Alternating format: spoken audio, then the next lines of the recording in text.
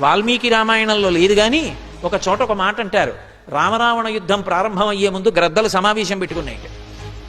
కావలసినంత విందు, ఎక్కడా ఎవ్వరూ భోజనాలకి డబ్బు కట్టక్కర్లేదు.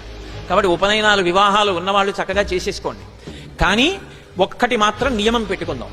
పళ్ళు ఊడిపోయినటువంటి గ్రద్దలు, ఓపికని గ్రద్దలు, హనుమ కొట్టిన వాళ్ళని తినండి. ఎందుకంటే అందులో ఇంక ఎముకలు అవి ఉండవు, గుజ్జుంటుంది. చక్కగా లేహ్యం తిన్నట్టుగా తీసుకుని తినేసేయచ్చు. కాస్త మధ్య వయస్కులైనటువంటి వాళ్ళు అంగదుడు, నలుడు, నీలుడు, జాంబవంతుడు ఇలాంటి వాళ్ళు కొట్టినటువంటి వాళ్ళని తినండి. చచ్చే వరకు కొడతారు, ఎముకలు గట్రా విరిగిపోయేటట్టుగా కొట్టి చంపుతారు.